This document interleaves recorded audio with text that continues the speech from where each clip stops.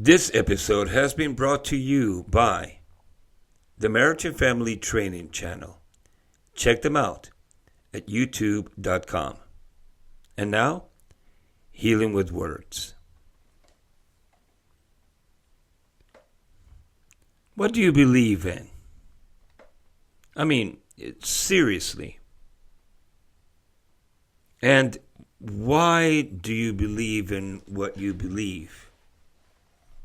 If you really think about it, very little of what we know for certain did we make up ourselves. There was a certain source that we got this information from. If I had a conversation with some nurses years ago, and I asked, when it comes to your information on, let's say, human anatomy, what's your source? And of course their answer was, Grey's Anatomy, the book, not the TV series.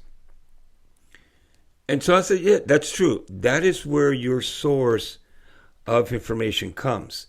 And if you really think about it, whatever it is that you believe in, whatever you believe is true, comes from somewhere. It may be a history book. It may be a medical book. It may be a psychology book. It may be in a newspaper. It may even be the internet or blogs or podcasts.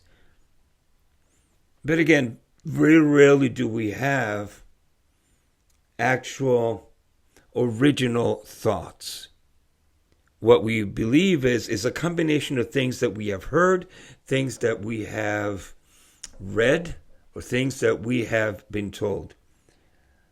I remember watching this series, I believe it was called The Truth Project, from Focus on the Family. And the presenter was pretending to be a professor at a particular college. And he asked the question, do you really believe that what you believe is true? And I thought that was an excellent question. Because again, we're all believers. We all believe in something.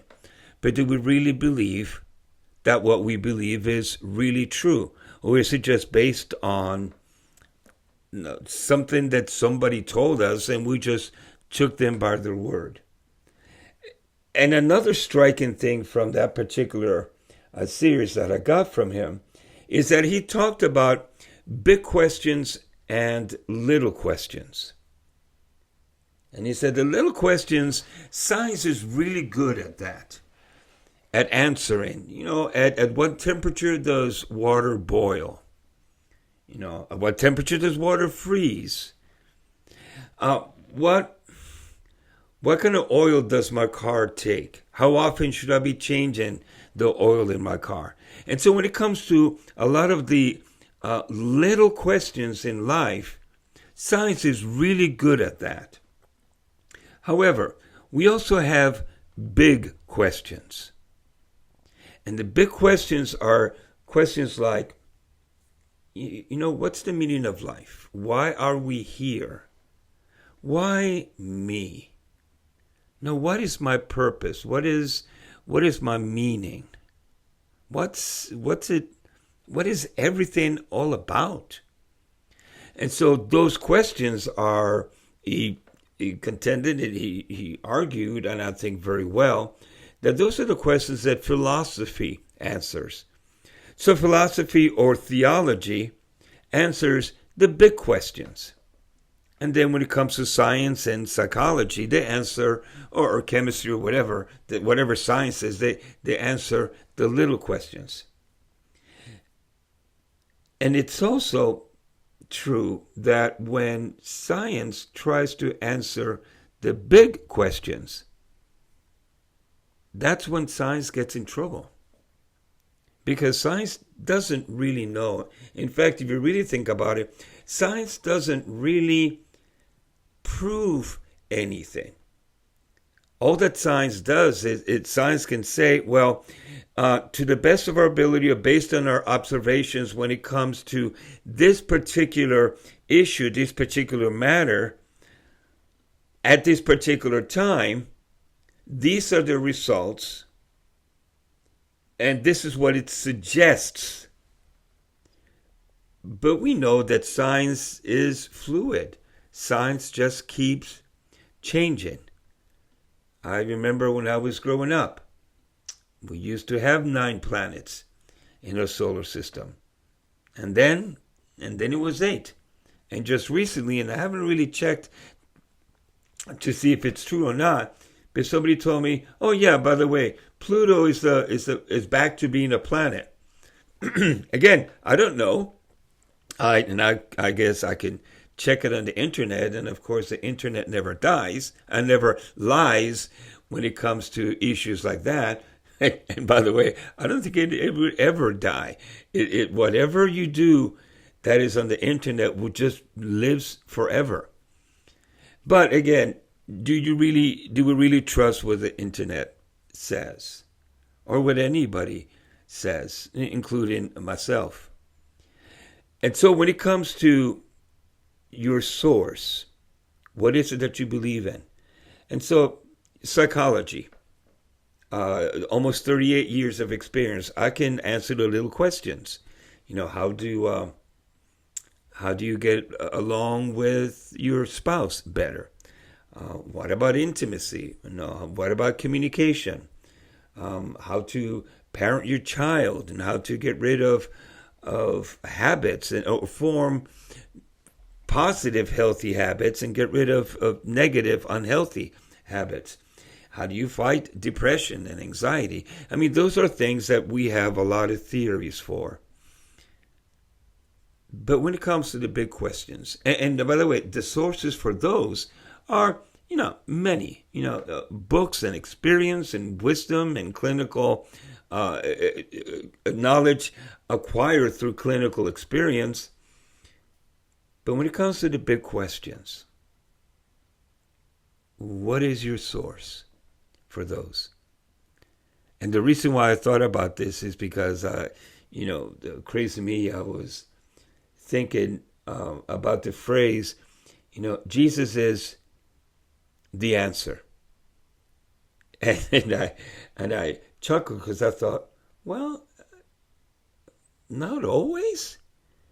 Because if I'm thinking, I tried this internet recipe for a healthy breakfast, and I've tried it twice in the same day, and adding this and removing that, and it didn't, and it was horrible. Well, what was wrong with my recipe? Well, I bet you that Jesus was not the answer to what was wrong with my recipe. It may have been the fact that it was should have used a different kind of butter, a different kind of flour, or whatever it was, and I could experiment with these things. And so when it comes to little questions, it could be many, many different things. But when it comes to the big questions, Jesus is the answer. What's the meaning of life? Jesus. Why am I here? Jesus. Who's got a hold of my future? Who can tell me whether I'm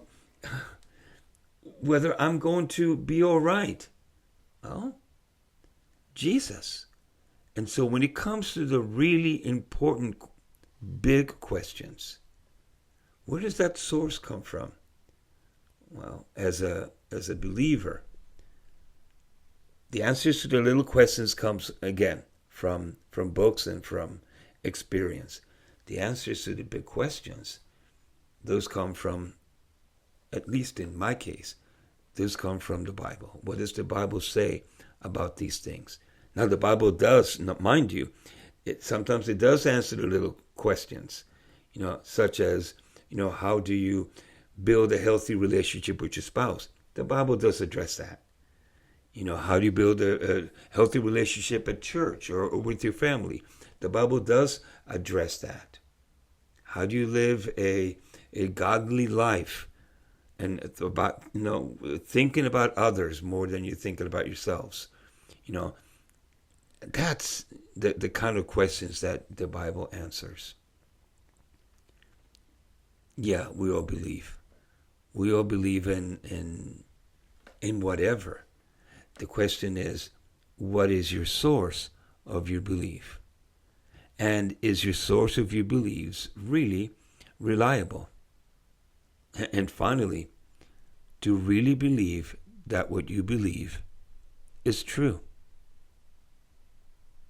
I'm Bill Cruz, and this is Healing with Words. See you next week.